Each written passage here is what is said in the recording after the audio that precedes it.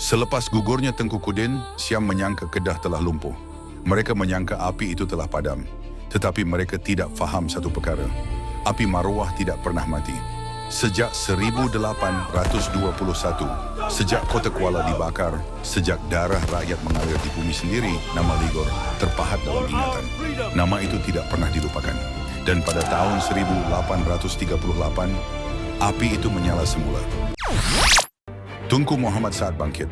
Bukan lagi gerakan senyap, bukan lagi serangan kecil di pinggir hutan. Ini pengisytiharan perang terbuka. Wan Muhammad Ali di Langkawi menyahut. Tunku Muhammad Taib berdiri di barisan hadapan. Tunku Muhammad Akib dari Setul menghantar kekuatan.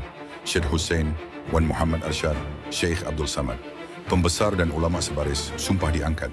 Bukan sekadar mempertahankan negeri, tetapi menuntut balas. Seruan itu tidak terhenti di Kedah.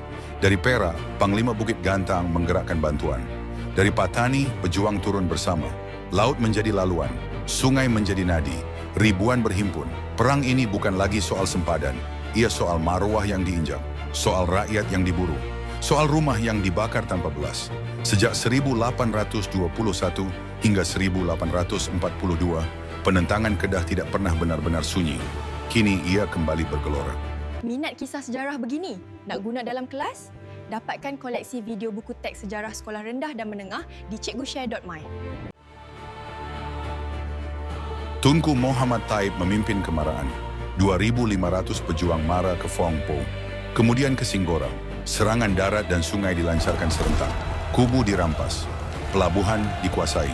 Tetapi sasaran sebenar bukan sekadar kota pelabuhan. Sasarannya jelas, Ligor. Nakhon Sitamarat. Pusat kuasa Raja Ligor, nama yang menjadi bayang tragedi 1821. Setiap derap kaki bukan sekadar langkah tentera. Ia langkah menuju sarang musuh. Untuk seketika, Siam tergoncang. Dan buat pertama kali sejak serangan awal itu, mereka terpaksa bertahan. Namun kuasa besar tidak berdiam diri.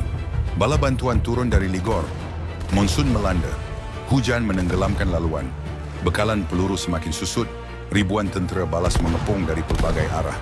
Pejuang Kedah bertahan bukan kerana yakin akan menang, tetapi kerana enggan hidup tanpa maruah. Satu demi satu posisi dilepaskan. Kempen runtuh perlahan, tetapi sumpah tidak pernah ditarik balik. Perang ini mungkin tidak menumbangkan Siam. Ligor mungkin masih berdiri, namun satu perkara berubah untuk selama-lamanya. Kedah tidak lagi berjuang sendirian. Wilayah bersatu, ulama dan panglima sebaris, rakyat dan pembesar sehati. Apabila maruah dipijak, Nusantara bangkit. Perang musuh bisik bukan sekadar catatan peperangan. Ia adalah bukti bahawa tanah ini tidak pernah menyerah tanpa melawan. Dan selagi maruah itu hidup, api kebangkitan akan sentiasa menyala.